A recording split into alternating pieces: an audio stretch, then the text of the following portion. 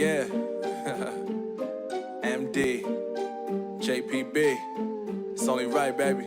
Yeah, why you mad? I got a bag, bro. Name hot in these streets, no Basko.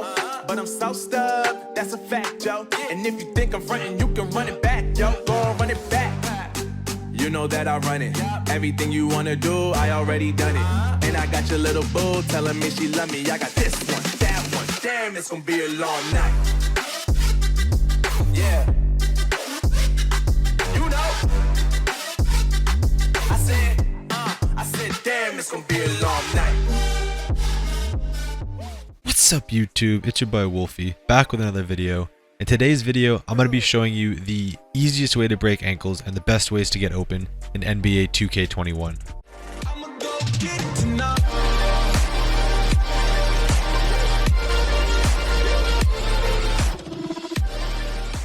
So to start this video off, I just wanted to show you guys a quick clip of me messing with this combo against the lock take in the park. Now keep in mind, I was getting screens on this play, so that does change it a little bit. But also, I literally just found this combo about 10 minutes before in my court, so I just wanted to give it a try in the park. Right after this game, one of the guys on this team sent me a message and then invited me to an Xbox party, pretty much just calling me out for using screens. I told him straight up that I don't really need the screens, I don't actually ask for them, but my teammate does it for the teammate grade. So we decided to play them again, and this time I told my teammates no screens. And here's what happened.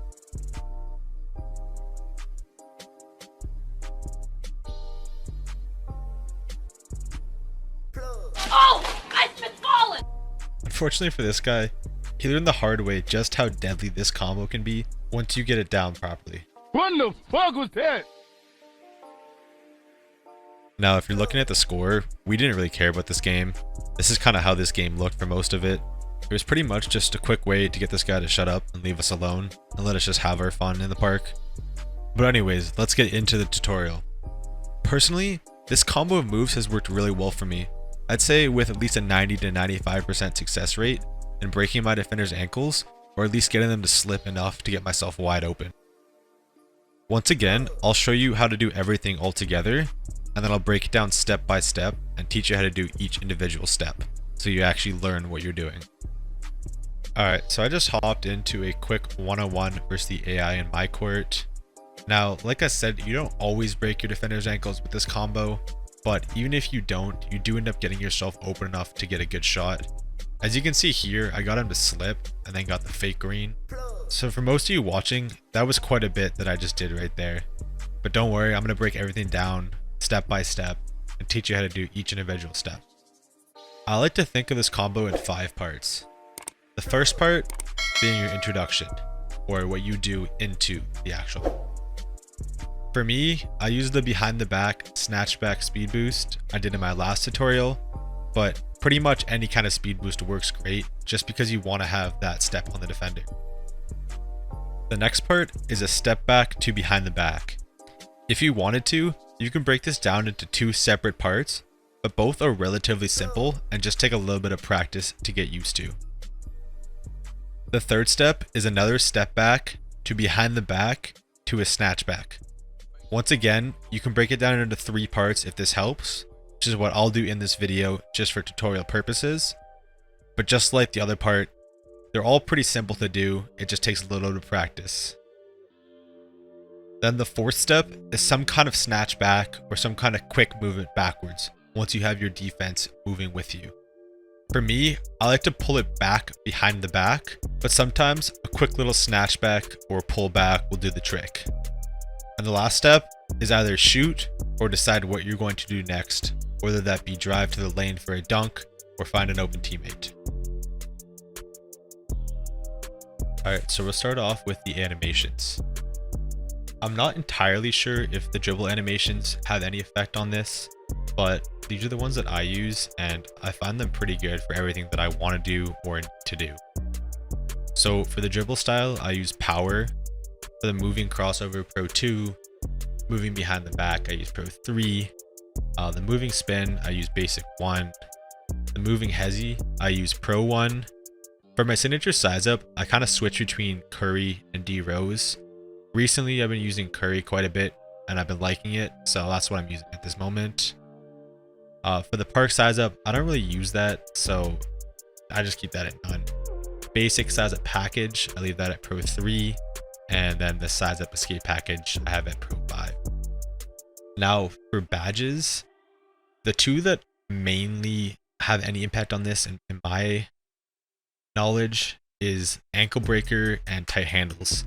So I have them both on Hall of Fame.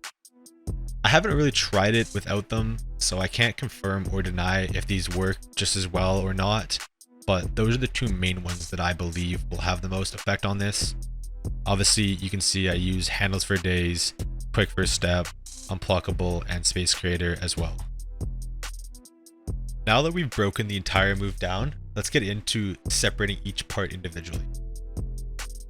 For your approach, I'm not going to go into too much detail because it kind of depends on you personally and what you like doing. Like I said, I do the behind the back snatch back speed boost I did in my last tutorial, so I won't go into any kind of detail on that. The next part is the step back. The step back is super simple, and all you really need to do is press down on your right stick, just a quick tap while you're running towards the right or the left. Next is the behind the back. Now this kind of depends on which way you're running, so I'll break it down both ways. If you're running towards the right, then you need to flick diagonally down towards the left for the behind the back, and if you're going towards the left, it's the opposite, so diagonally down towards the right. For the snatchback, you're just flicking opposite of where you just flicked for the behind the back.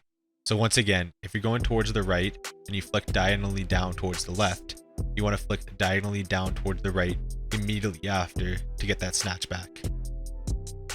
For the fourth step, to go back behind the back as a quick movement, all I do is flick my right stick down diagonal as I'm running forwards. So if the ball is in my left hand, down diagonal towards the right, and obviously if it's in your left hand, down diagonal towards the left. Lastly, this is up to you. You decide if you want to shoot or if you want to drive. If you want to drive, I personally recommend a quick speed boost, but that's just my personal preference. Anyways, that is it for this tutorial. I hope it helped. If it did, give it a comment, give it a like, and be sure to subscribe. I got more content on the way. But that is it. Peace out. Wolfie is out.